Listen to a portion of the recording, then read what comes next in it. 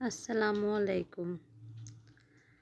আমার প্রিয় গ্রামবাসী মানে থুকু, ফেসবুকবাসী বা ইউটিউববাসী, যে যেখান থেকে দেখছেন সবাই আশা করি ভালো আছেন।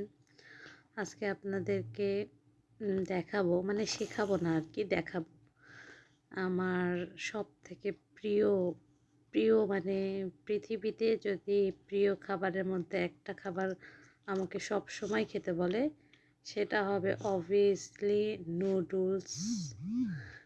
আর আমি নিয়েছি শাপলা এগ নুডলস।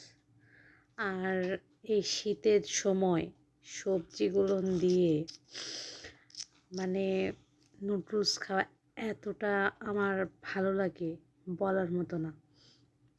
আমি যদি নুডলস খেয়ে বের হই বাইরে, রাস্তায় যদি আবার নুডলস দেখি, আমাকে আবার নুডলস খাইতে ইচ্ছা করে।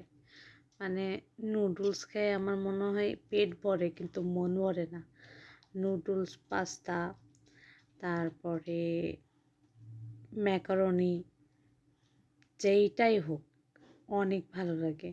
নুডলস আমি সিদ্ধ করেও খেতে পারি, নুডলস আমি ফ্রাই করেও খেতে পারি। নুডলসের যে কোনো কিছুই আমার ভালো লাগে। নুডলস দিয়ে তো আমি রুটিও খাই।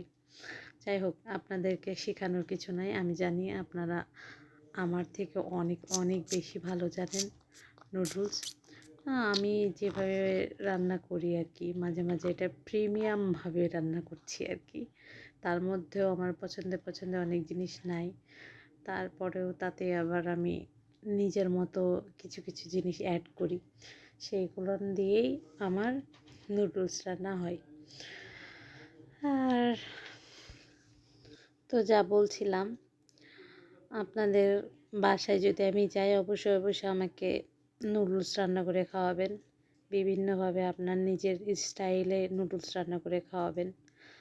আর আমার ঝটপট আগে যখন মেসে থাকতাম, আমার ঝটপট রান্না ছিল নুডলস সিদ্ধ করে তার মধ্যে একটা ডিম দিয়ে আর একটু নুডলসের মশলা দিয়ে আর একটু কাঁচামরিচ, আমি একটু স্পাইসি পছন্দ করি, একটু লবণ, বাস সিদ্ধ নুডলস। আর এটা আমার সব থেকে মানে বেস্ট ব্রেকফাস্ট ছিল।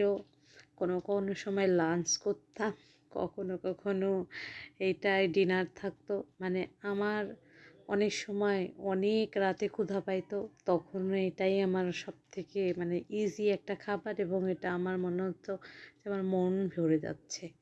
এই তো তো যাই হোক, রান্না শেষ পর্যায়ে চলে এসেছি। আপনাদের সাথে গল্প করতে করতে এত দূর যদি চলে আসেন, এত দূর যদি আমার ভিডিও দেখেই থাকেন, তাহলে অবশ্যই অবশ্যই আমার ভিডিওটা লাইক দেবেন, শেয়ার করবেন আর কমেন্ট করবেন অবশ্যই। আল্লাহ হাফেজ।